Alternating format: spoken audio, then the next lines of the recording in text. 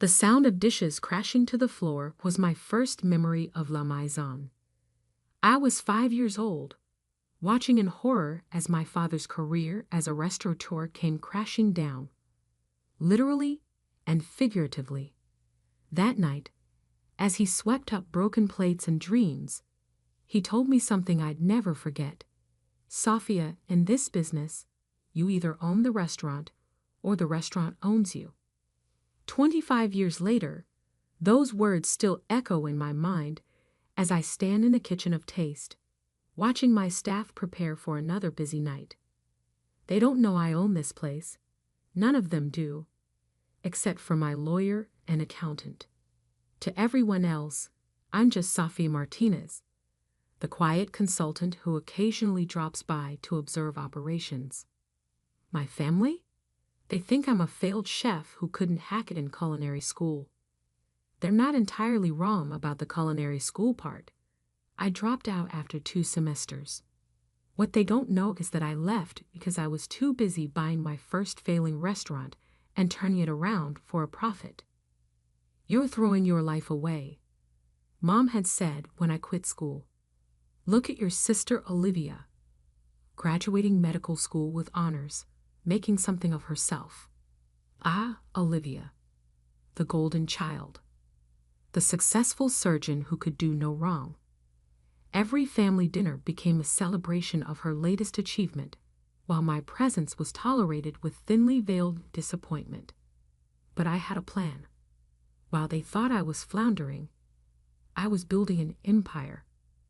One restaurant at a time, I acquired failing establishments, revitalized them, and either sold them for profit or kept them in my growing portfolio.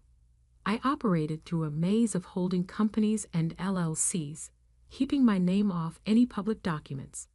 In the restaurant industry, anonymity was power. Taste was my crown jewel.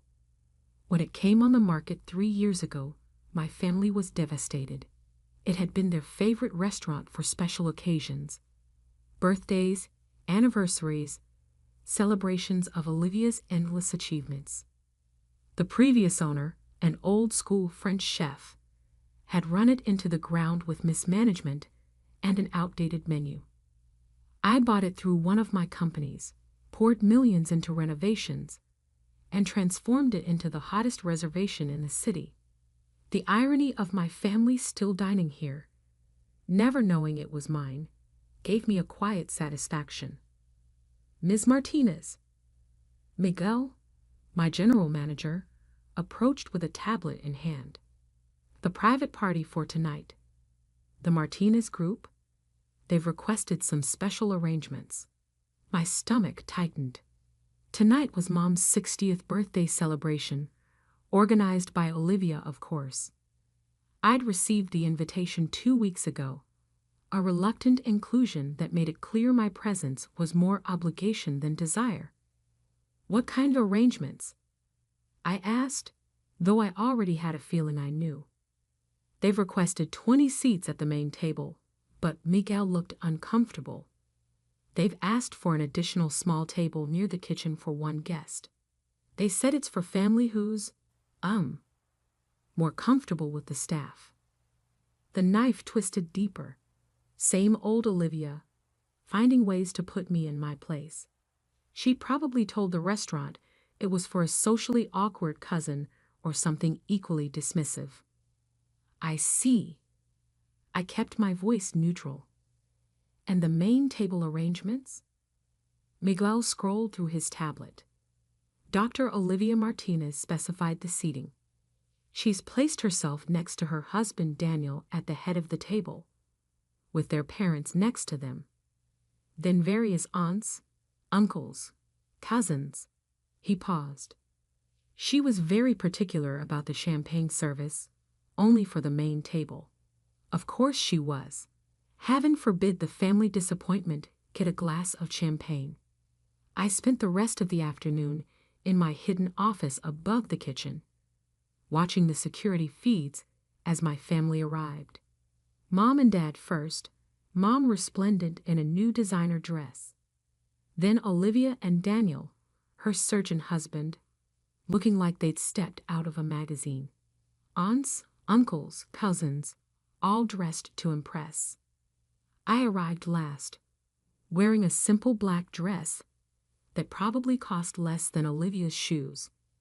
The hostess, following instructions she didn't know came from my sister, led me to the small table near the kitchen doors. "You can sit here," Olivia said loudly enough for nearby tables to hear. "Where you belong." She smirked, adjusting her diamond necklace. "After all, you always said you wanted to work in restaurants." The rest of the family tittered politely at her joke. Mom looked embarrassed, but said nothing. Dad suddenly became very interested in his menu. I sat down at my lonely table, watching the champagne being poured at the main table, listening to the toasts and laughter. Each time the kitchen door swung open, I caught glimpses of my staff, working with the precision and excellence I demanded when I rebuilt this place. Miguel approached my table, looking nervous. He knew me as the consultant who signed his paychecks, but he'd been instructed by Olivia to treat me like an unwanted guest. "Can I get you some water?" he asked quietly. I looked up at him, then at my family celebrating without me, then back at the manager who had no idea he was speaking to the owner of not just this restaurant, but 5 others across the city. "Actually," I said, reaching for my phone, "I think it's time for some changes to tonight's service." The next few hours would teach my family a lesson about judging books by their covers. And maybe, just maybe, they'd finally understand that success doesn't always wear a designer label or come with a medical degree. Little did they know, they were celebrating in my house. And in my house, everyone eventually learns their place at the table. I've learned something important in my years of running restaurants. Timing is everything. Whether you're plating a perfect souffle or destroying someone's illusions of superiority, it all comes down to the exact right moment. Sitting at my isolated table, I watched my family through new eyes. The way Olivia held court at the head of the table, regaling everyone with stories of her latest surgical triumph. How Mom beamed with pride while Dad nodded along, occasionally glancing at his phone to check stock prices. The cousins, aunts, and uncles all orbiting around them like satellites around a sun. 20 years of dismissal and condescension had led to this moment. But before I could make my move, Olivia decided to twist the knife one more time. "Oh, Miguel," she called out to my manager, her voice dripping with false sweetness. "Could you please make sure my sister gets the special menu?" She threw me a smirk. "The one with prices removed. We wouldn't want her to worry about the cost." Miguel looked uncomfortable, knowing full well I signed his paychecks as the consultant. But he had his instructions from the party organizer. He brought me a menu, apologetic eyes meeting mine. "The special menu, as requested," he murmured. I opened it, noticing how Olivia watched expectantly, waiting for my humiliation. Instead, I smiled. "Miguel," I said clearly, loud enough for nearby tables to hear, "please bring me your wine list, the complete one, including the reserve cellar." Olivia's eyebrows shot up. The reserve cellar at Taste was legendary.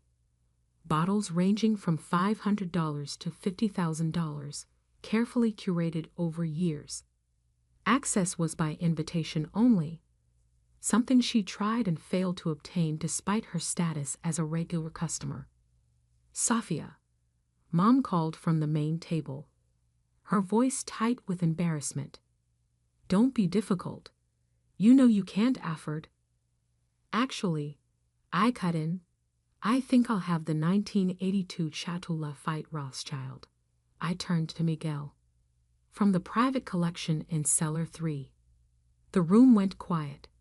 Even the regular diners knew about that bottle. $15,000 of liquid history, part of a collection that the mysterious owner of Taste had reportedly acquired at auction. Miguel's eyes widened slightly.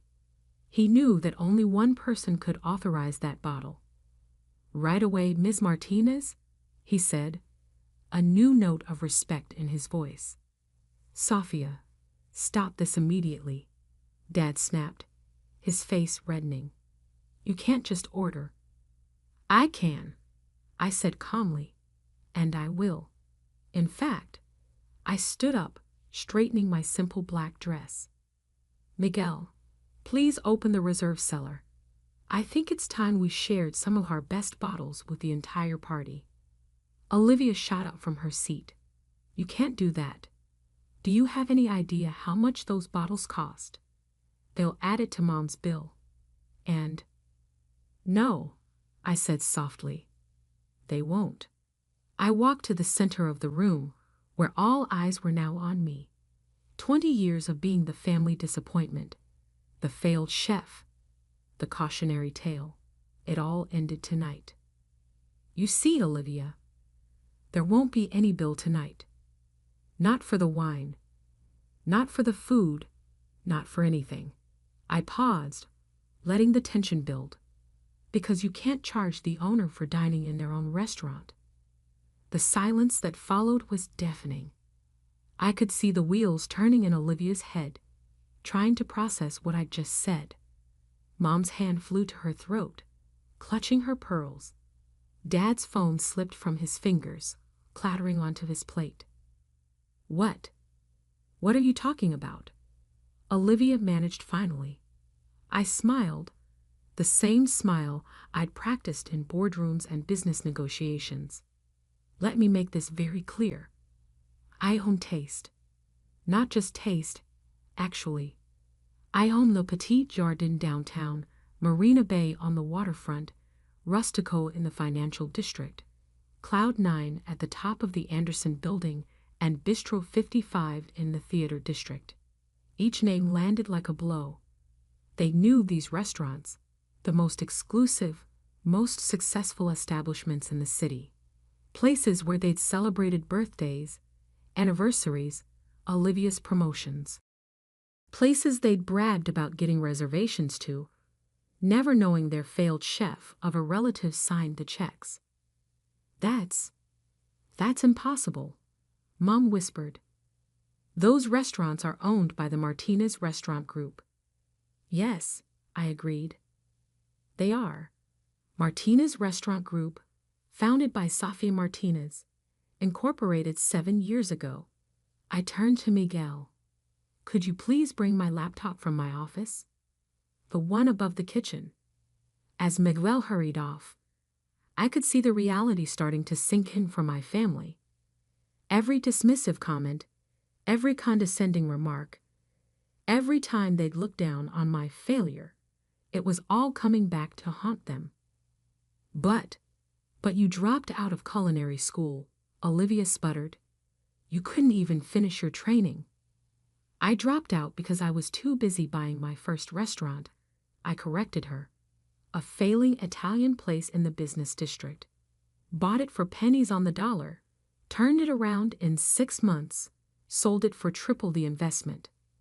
Used that money to buy 2 more failing restaurants.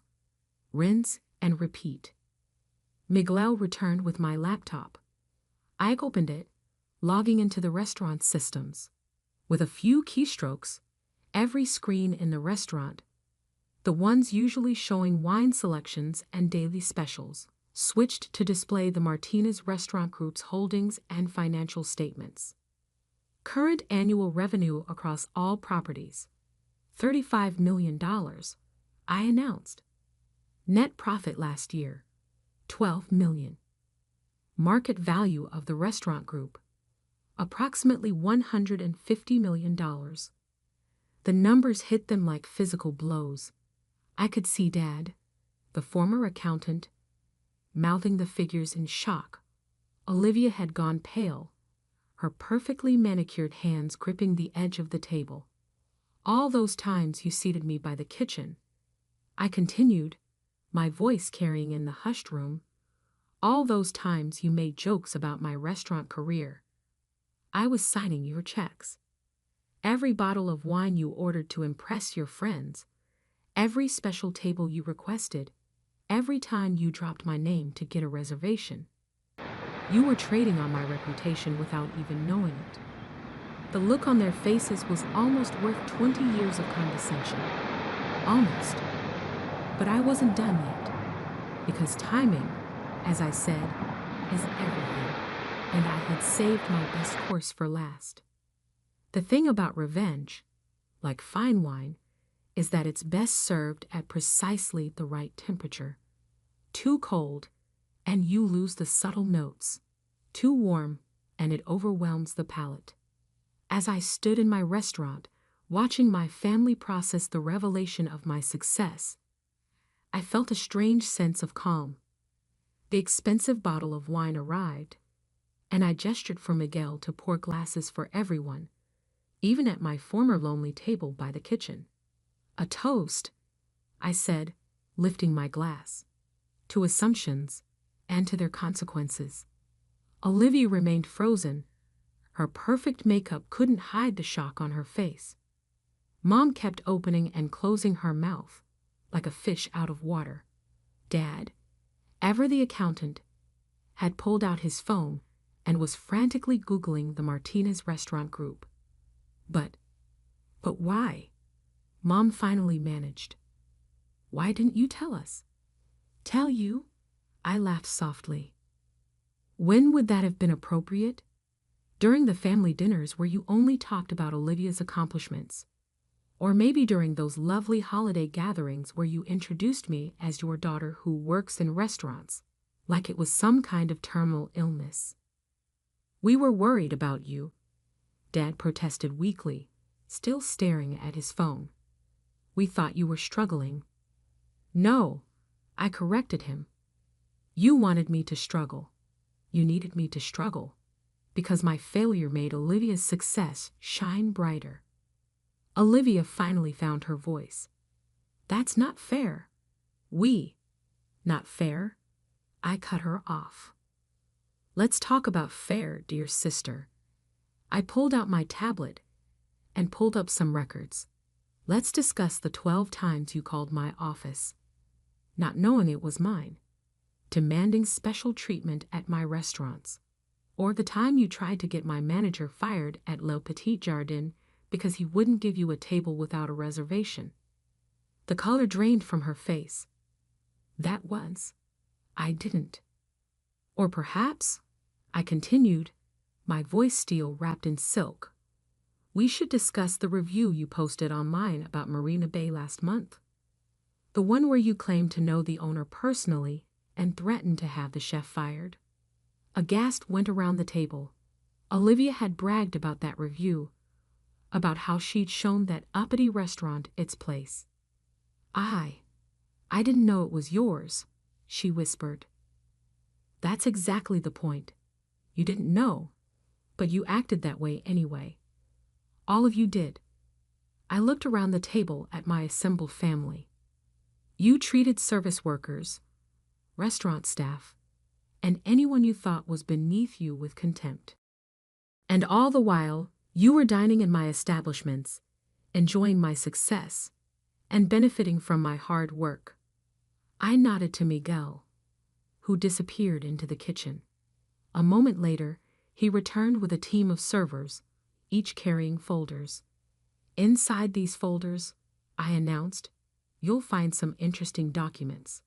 Financial records of every meal you've enjoyed in my restaurants, every special favor you've requested, every time you've dropped my name or claimed connections to get what you wanted. The servers distributed the folders. Hands shaking, my relatives opened them. You'll also find, I continued, receipts for every Christmas bonus I've anonymously given to the staff you've berated. Every tip I've added to make up for the ones you've skipped. Every repair bill for the things you've broken during your entitled tantrums. Mom was crying now, mascara running down her cheeks. Dad looked like he'd aged 10 years in 10 minutes. But I wasn't finished. And finally, I said, my voice carrying in the silent restaurant, you'll find lifetime bans from all Martinez Restaurant Group properties. Effective immediately. The explosion was immediate. You can't do this, Olivia shrieked, standing up so fast her chair toppled backward. We're family. Family? I raised an eyebrow. Was it family when you seated me by the kitchen tonight? Was it family when you mocked my career choice for 20 years? Was it family when you treated my staff, people who depend on me for their livelihoods, like they were beneath you? Safia, please. Mom pleaded. We can fix this. We didn't know. That's right, Mom. You didn't know. You never bothered to find out. You were too busy planning parties to celebrate Olivia's every minor achievement to notice that your other daughter was building an empire. I turned to Miguel. Please escort them out, all of them, and make sure their bans are implemented across all properties immediately. As security began to move forward, Dad stood up. Wait, the bill, for tonight. Consider it my last gift, I said coldly. A final meal in one of my restaurants, though I doubt you'll enjoy the taste of humble pie. I watched as they were escorted out, my proud family reduced to shocked whispers and backward glances. Olivia tried to protest one last time at the door, but the sight of additional security guards convinced her to leave quietly. Once they were gone, I addressed the other diners, who had watched the scene unfold with rapt attention. I apologize for the disruption, I said. Your meals tonight are on the house. Please, enjoy the rest of your evening. The applause that followed was unexpected but warming. I nodded to Miguel to bring me the expensive bottle of wine at my small table by the kitchen. My favorite spot, as it turned out. The place where I could hear the rhythm of my restaurant, feel its heartbeat. Over the next few weeks, the calls and messages poured in. Apologies, explanations, justifications. Mom left tearful voicemails about how proud she was, how she'd always believed in me. She hadn't. Olivia's messages swung between anger and attempted reconciliation. Dad sent lengthy emails analyzing my business success, offering unsolicited advice about tax strategies. I ignored them all. 6 months later, I opened my newest restaurant, a small, intimate place called Second Chances. The concept was simple. We hired people who needed a fresh start, trained them in the culinary arts, and gave them the opportunity I'd made for myself. On opening night, as I stood in the kitchen watching my new staff prepare for service, Miguel appeared at my side. Your family is outside, he said quietly. Your sister made a reservation under a different name.